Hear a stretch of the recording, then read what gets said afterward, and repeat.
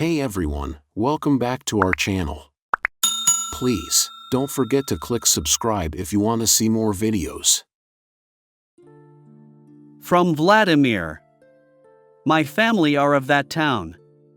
My name is Makar, and they also call me Simeonich.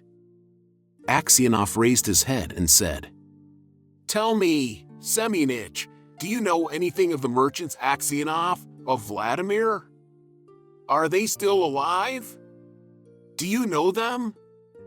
Of course I do. The Aksionovs are rich, though their father is in Siberia, a sinner like ourselves it seems. As for you, Granddad, how did you come here? Aksionov did not like to speak of his misfortune.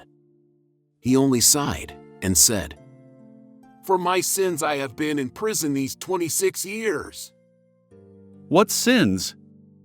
Asked Makar Semyonich.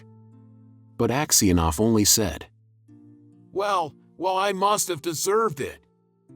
He would have said no more, but his companions told the newcomer how Aksionov came to be in Siberia, how someone had killed a merchant and had put a knife among Aksionov's things, and Aksionov had been unjustly condemned. When Makar Semyonich heard this, he looked at Aksionov, slapped his own knee, and exclaimed, Well, this is wonderful.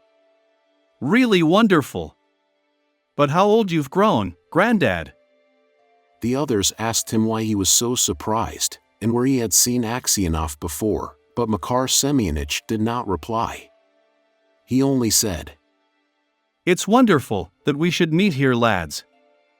These words made Aksionov wonder whether this man knew who had killed the merchant. So he said, Perhaps, Semyonich, you have heard of that affair, or maybe you've seen me before. How could I help hearing? The world's full of rumors. But it's long ago, and I've forgotten what I heard. Perhaps you heard who killed the merchant? Asked Aksionov. Makar Semyonich laughed and replied, It must have been him in whose bag the knife was found. If someone else hid the knife there, he's not a thief till he's caught, as the saying is. How could anyone put a knife into your bag while it was under your head?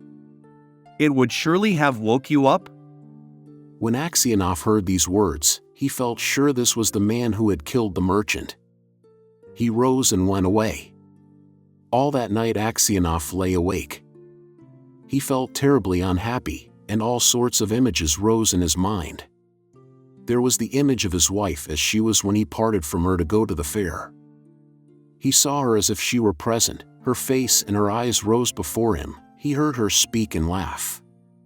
Then he saw his children, quite little, as they were at that time, one with a little cloak on, another at his mother's breast.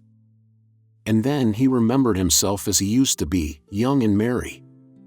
He remembered how he sat playing the guitar in the porch of the inn where he was arrested, and how free from care he had been.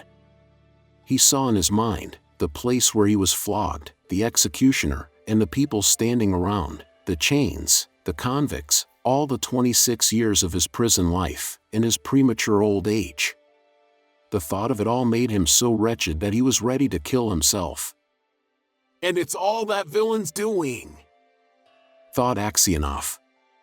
And his anger was so great against Makar Semyonich that he longed for vengeance, even if he himself should perish for it. He kept repeating prayers all night, but could get no peace. During the day he did not go near Makar Semyonich, nor even look at him. A fortnight passed in this way. Aksionov could not sleep at nights, and was so miserable that he did not know what to do.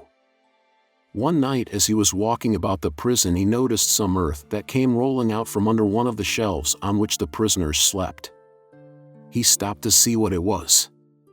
Suddenly Makar Semyonich crept out from under the shelf, and looked up at Aksionov with frightened face. Aksionov tried to pass without looking at him, but Makar seized his hand and told him that he had dug a hole under the wall, getting rid of the earth by putting it into his high boots, and emptying it out every day on the road when the prisoners were driven to their work. Just you keep quiet, old man, and you shall get out too. If you blab, they'll flog the life out of me, but I will kill you first. Aksionov trembled with anger as he looked at his enemy. He drew his hand away, saying, I have no wish to escape, and you have no need to kill me. You killed me long ago. As to telling of you, I may do so or not, as God shall direct. Next day, when the convicts were led out to work, the convoy soldiers noticed that one or other of the prisoners emptied some earth out of his boots. The prison was searched, and the tunnel found. The governor came and questioned all the prisoners to find out who had dug the hole. They all denied any knowledge of it. Those who knew would not betray Makar Semyonich, knowing he would be flogged almost to death. At last the governor turned to Aksionov, whom he knew to be a just man, and said, You are a truthful old man. Tell me before God, who dug the hole? Makar Semyonich stood as if he were quite unconcerned, looking at the governor and not so much as glancing at Aksionov. Aksionov's lips and hands trembled, and for a long time he could not utter a word. He thought, Why should I screen him who ruined my life? Let him pay for what I have suffered. But if I tell, they will probably flog the life out of him, and maybe I suspect him wrongly. And after all, what good would it be to me? Well, old man, repeated the governor. tell us the truth. Who has been digging under the wall? Aksionov glanced at Makar Semyonich and said, I cannot say, Your Honor. It is not God's will that I should tell. Do what you like with me. I am in your hands. However much the governor tried, Aksionov would say no more, and so the matter had to be left. That night, when Aksionov was lying on his bed and just beginning to doze, someone came quietly and sat down on his bed. He peered through the darkness and recognized Makar. What more do you want of me? Asked Aksionov. Why have you come here? Makar Semyonich was silent. So Aksionov sat up and said, What do you want? Go away, or I will call the guard. Makar Semyonich bent close over Aksionov and whispered, Ivan Dmitrich, forgive me. What for? Asked Aksionov. It was I who killed the merchant and hid the knife among your things. I meant to kill you too, but I heard a noise outside, so I hid the knife in your bag and escaped out of the window. Aksionov was silent and did not know what to say. Makar Semyonich slid off the bed shelf and knelt upon the ground. Ivan Dmitrich, said he, forgive me. For the love of God, forgive me. I will confess that it was I who killed the merchant, and you will be released and can go to your home. It is easy for you to talk, said Aksionov. But I have suffered for you these 26 years.